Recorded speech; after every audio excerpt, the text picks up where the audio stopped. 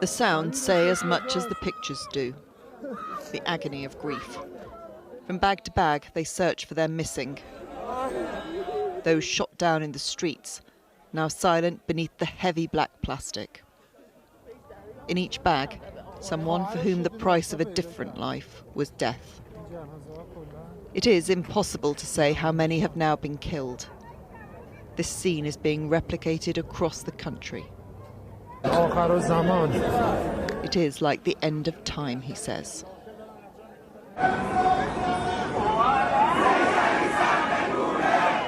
They chant against the Ayatollah.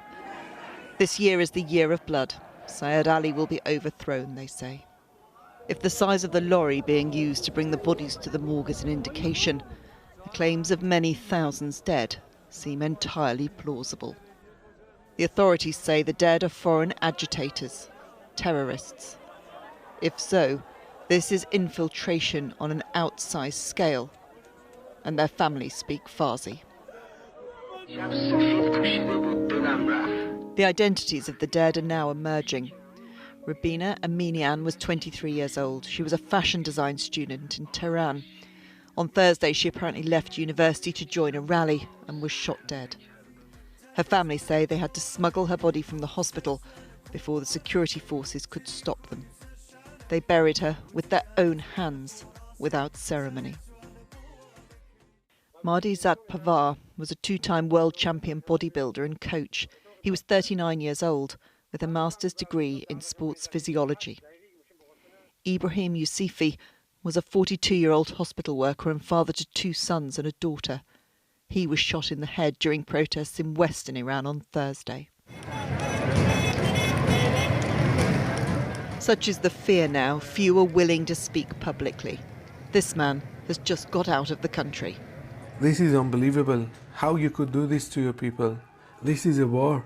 Free nations, free countries understand we are in a war. We need some kind of support urgently. We need it right now.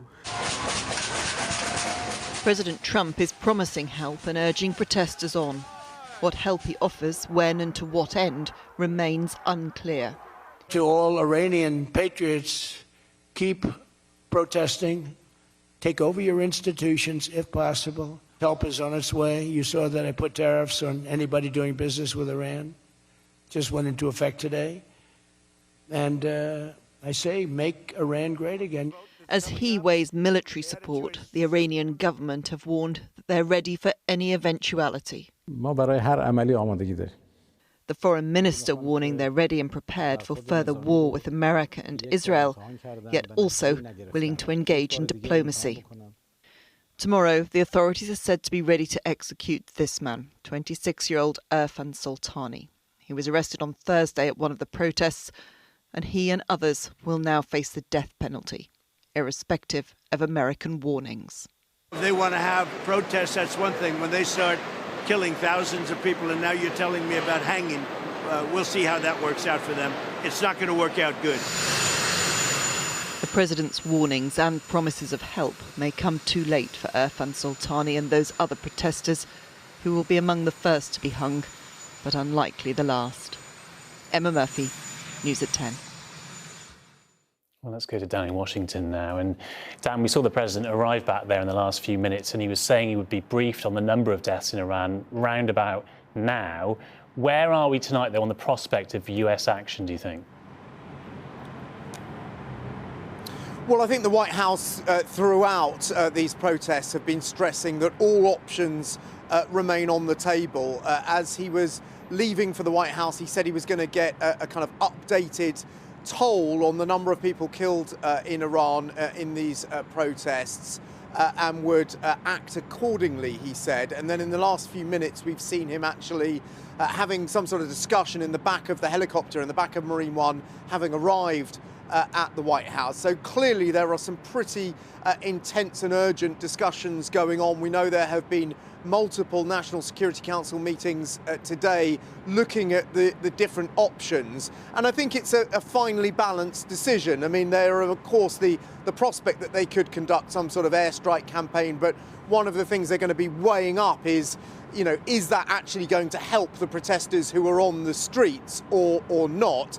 There are other things that they may consider, like using sort of cyber attacks or, increasing tariffs. He's already announced tariffs of 25% on anyone that trades with Iran. So I think there are a suite of options that he will be considering, but increasingly his talk is pretty stern, and it does give the impression that certainly he is weighing up kinetic options, as well, as they call it, and that can involve aircraft either from the Gulf or from further afield, bases like Diego Garcia, where there are B-2 bombers that, of course, were used when they hit Iran's nuclear facilities last summer.